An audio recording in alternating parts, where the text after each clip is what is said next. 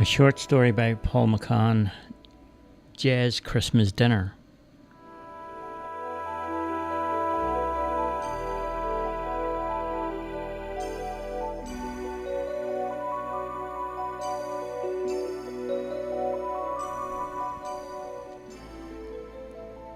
Jay dropped out of school when he was 16.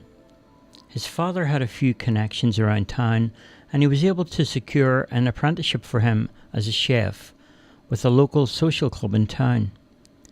Jay was earning very good money at 16 years of age and he started to save lots of money. Just before he finished his apprenticeship, one of Jay's work colleagues introduced him to the drug scene, and that was when things started to go wrong for him. At home, his father tried to talk sense to him, but Jay rebelled and became very angry. Affected by hard drugs, Jay often smashed up furniture and punched holes in the walls with his fist. Jay's mother never helped because she was also using drugs and playing around with other men. Jay's father tried hard to keep the family together, but his wife had other plans. And one day, she took all the kids and she ran off with another man.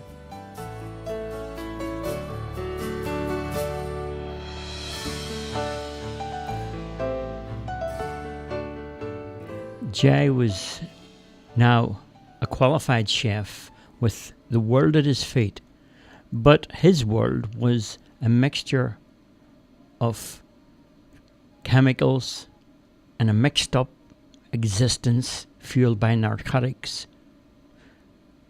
He left his family behind and he took a job on as a top chef at the holiday resort on a tropical island. He cared for nothing or no one. All he cared for was his drugs. He had no friends and he became an angry chef, commanding big money every week. Everyone spoke about his attitude.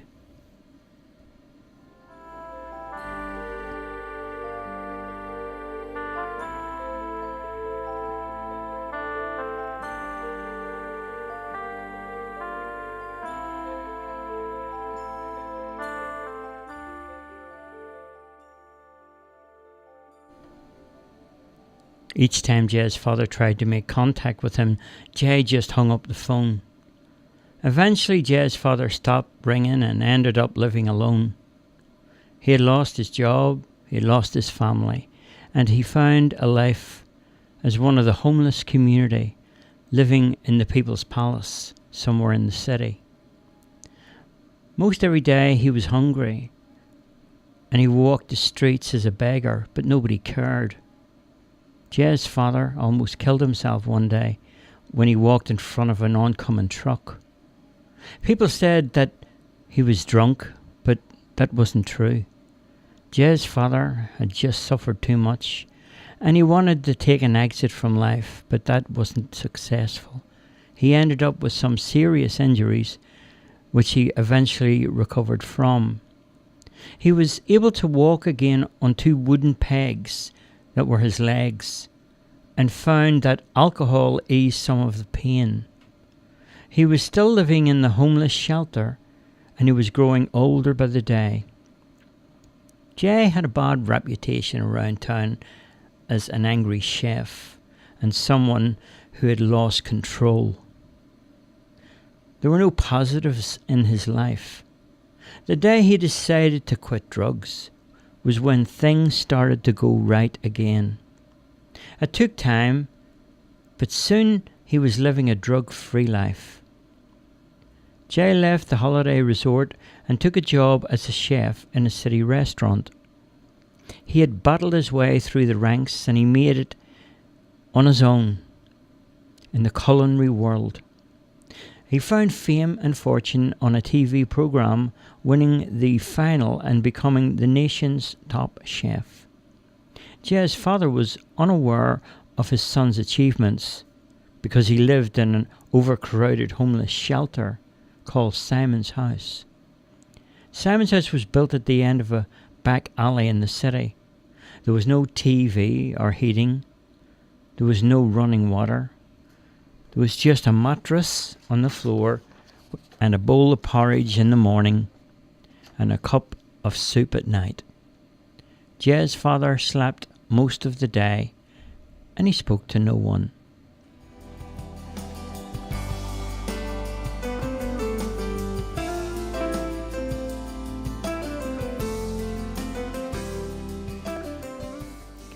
Jay, well, he was now a celebrity and he wanted to boost his public image a little bit. So he had an idea to cook a Christmas dinner for all the residents who lived in a homeless shelter. The event would be broadcast on the national television network on prime time viewing slot. The television network decided to choose the shelter with the greatest need in the city, and after doing some research, Simon's house was selected as the place where Jay would cook this Christmas dinner. So in the shelter that Jay's father was living, Jay was going to present the program called Jay Feeds the Needy at Christmas. So everything was set and the TV crew were all there at Simon's house. Jay was there dressed in some fancy attire and his chef's hat and his Gucci shoes. He was cooking up a storm in this very modest kitchen. In the comfort of their armchairs, millions of viewers from all over the country were now watching the show. It was making a big impact. And people started ringing the television network, making large donations for the residents of Simon's house. The cameras all panned in as Jay personally brought the plates of food to all the residents who were all sitting at their tables. Jay had cooked a 3-course meal for the homeless.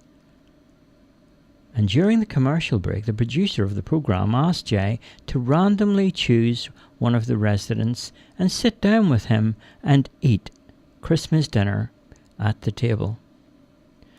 After the commercial break, Jay walked around with a plate in his hand, looking at everyone's face. Then he saw an old man sitting alone at a small table, and he decided to sit down with him.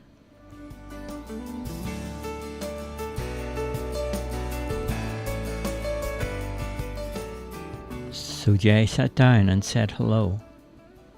The old man just fumbled with his knife and fork, eating the turkey and baked potato.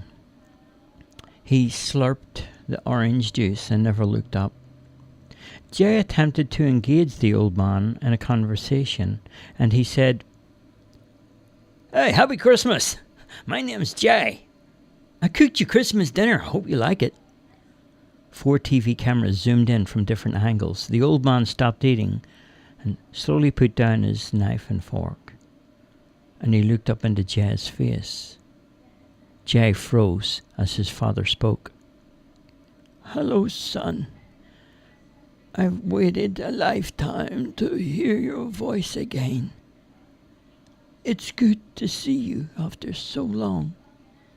The cameras kept rolling as a little miracle was happening right there, live on national television on Christmas Day in the Simon's house.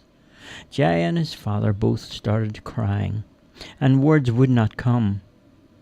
There was too much to say, and nowhere to start.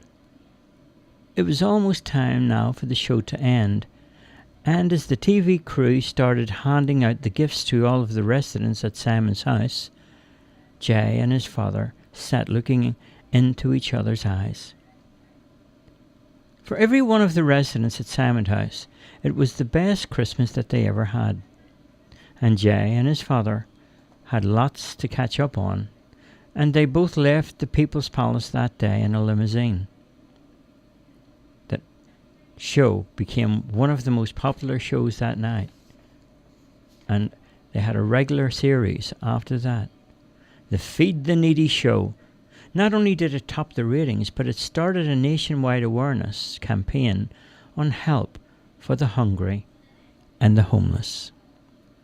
The end.